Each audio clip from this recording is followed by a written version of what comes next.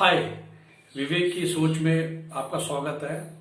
और आज का टॉपिक, कई लोग मुझे फ़ोन कर रहे थे कि सत्यपाल मलिक जी जो हैं, जो काफ़ी आके अपने वक्तव्य दे रहे हैं और वो तो बीजेपी के अपॉइंटेड गवर्नर हैं, तो ऐसा क्यों हो रहा है, इतना बड़ा क्लैश और बीजेपी के खिलाफ कोई एक्शन क्यों नहीं ले रही है।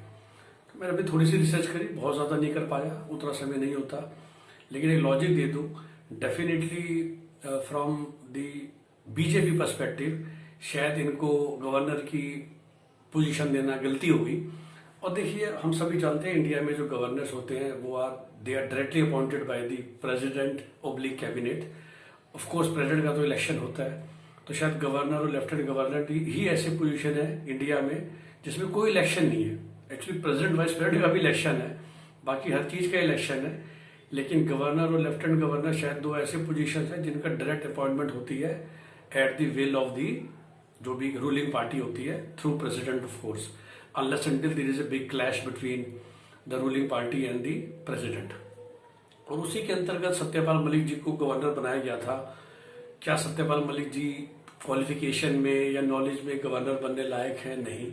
देखिए, गवर्नर्स इंडिया में हमेशा उनको बनाया जाता है जो कि पुराने पार्टी के सेवक रहे होते हैं, वंस अगेन, या एक खास मौकों पे जिनकी कुछ खास जरूरत होती है, जैसे दिल्ली जैसी जो लेफ्टिनेंट गवर्नर चाहिए होता है, तो sometime government also find the काबिल गाय जो जिसको एडमिनिस्ट्रेशन का एक्सपीरियंस हो, तभी आप एज ए एलजी काम कर सकते हैं।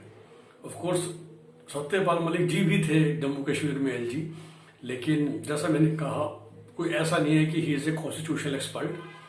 तो डेफिनेटली कि उनको बनाया गया था, क्योंकि जब बनाया गया था कुछ साल पहले, तो भारतीय जनता पार्टी के पास कोई नेशनल लेवल पे बहुत बड़ा जाट नेता नहीं था। और गवर्नर साहब इसलिए बनाए जाते हैं टू रिप्रेजेंट एवरी कम्युनिटी जिसको आप नॉर्मली रिप्रेजेंटेशन नहीं दे पा रहे हो in terms of cabinet ministers at central level और स्टेट लेवल। तो जस्ट टू टेल एवरीबडी कि सत्यपाल मलिक जी कौन है और उनका क्या बैकग्राउंड है गवर्नर बनने का। अब वो उन्हें ऐसे वक्तव्य क्यों देने पड़ रहे हैं और उनके वक्तव्यों के क्या मायने हैं। सो डेफिनेटली, जैसे मैं हमेशा कहता हूँ कि आई एम ब्लेस्ड, मेरे काफ़ी दोस्त हैं, और डेफिनेटली वो जो वक्तव्य दे रहे हैं सूनर और लेटर उनकी गवर्नरशिप चली जाएगी, क्योंकि बीजेपी का स्टाइल है ये, वो कांग्रेस की तरह या बाकी पार्टियों की तरह इमीडिएट एक्शन नहीं लेती है। उनको फिलहाल मेघालय भेजा गया है, वो मेघालय से धीरे धीरे करके उस जगह भेज दिया जाएगा जहाँ से शायद वो इंटरव्यू दे ना पाए। और जिनको 5 साल का एक ऑफिशियल टेन्योर मिलता है गवर्नर को, वो 5 साल पूरे होने के बाद ही उनको हटाया जाएगा। सो जब से वो JNK के गवर्नर बने थे तब से वो 5 साल एक्चुअली अभी तक पूरे हुए नहीं है, तो होते ही उनका रिटायरमेंट हो जाएगा। अब देखिए, वो ऐसा क्यों बोल रहे हैं स्पाइट ऑफ एवरीथिंग। तो भाई, मैं बार बार आके कहता हूँ कि भाई, जो भारतीय इंसानों जो बैठे हैं दिल्ली बॉर्डर पे, उनका जो ये आंदोलन है वो क्यों है। वो 2 कम्युनिटी हैं जो उसमें प्रोमिनेंटली हैं, सिख और जाट, और सत्यपाल मलिक भी जाट ही हैं। अब मेरे को जाट दोस्त बताते हैं, देखिए हर कम्युनिटी के ना अपने कुछ प्लस माइनस पॉइंट्स होते हैं। आइए, मैं विवेक गुप्ता बनिया, हमारे यहाँ इनकम को बहुत तवज्जो दिया जाता है कि आपने क्या सोशल स्टेटस हासिल करा है, क्या आपने इनकम आपकी है, एक्सेट्रा एक्सेट्रा। मुझे कहने में कोई हर्ज नहीं है। सिमिलरली जो जाट कम्युनिटी है ना, उनका शायद इसी कम्युनिटी का सबसे ज़्यादा अपने गांव से बहुत जुड़ाव होता है, बहुत लगाव होता है। और एक जाट जितना मर्जी बड़ा बन जाए, वो उस कम्युनिटी उस लगाव को नहीं छोड़ सकता, उस रूट्स को नहीं छोड़ सकता। मतलब एक जाट करोड़पति बन गया, अरबपति बन गया, पर अगर वो अपने गांव में जाके उसको इज्जत नहीं मिल रही, तो वो माना जाता है कि तेरी जिंदगी बेकार हो गई। और आप जानते ही हैं, प्योर जाट भाषा में तो एक भिखारी भी, मतलब एक राह चलता आदमी भी करोड़पति से तू कह के बात करता है। ये कल्चर है हरियाणा में बात करने का, और सत्यपाल मलिक उसी कल्चर से बिलोंग करते हैं।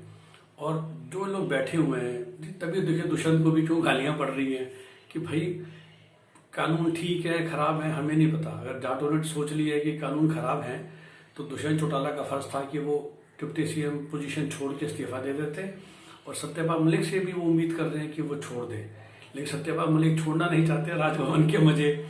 तो इस तरह से वो ये बयान दे रहे हैं ताकि वो जाटों को दिखा सके कि देखो, मैं तुम्हारी पूरी आवाज़ उठा रहा हूँ, और वंस अगेन कानून ठीक है खराब है मुझे नहीं पता, लेकिन तुमने कह दिया तो मैं भी कह रहा हूँ। क्योंकि जब वो अपने गांव जाते हैं तो उनको थू थू हो रही है, और वो थू को हटाने के लिए या उस रेपुटेशन को मेंटेन करने के लिए उन्होंने ये स्टैंड लेने शुरू कर दिए हैं। तो देखिए, हर पार्टी के अपने plus minus. Satyapal Malik ji governorship के मजे भी चाहते हैं, लेकिन गांव में भी जाना चाहते हैं, इसलिए खुद से इस्तीफा नहीं दे रहे हैं।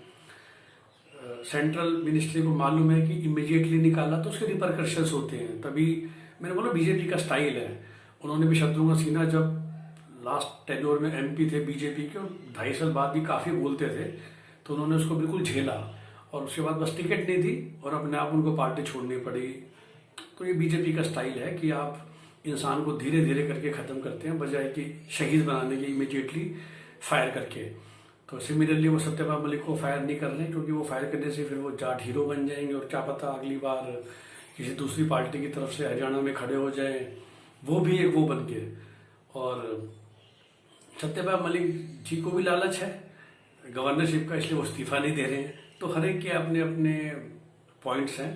सच्चाई यही है कि वो उनके बयान देने का फंडा यही है कि उन्हें वो गांव में अपनी इमेज और अपनी शक्ल दिखानी है, जिसकी वजह से उनको ये बयानबाजी करनी पड़ रही है। सो ये मेरा एक छोटा सा एनालिसिस है कि सत्यपाल मलिक आजकल बहुत ज़्यादा क्यों बोल रहे हैं। धन्यवाद।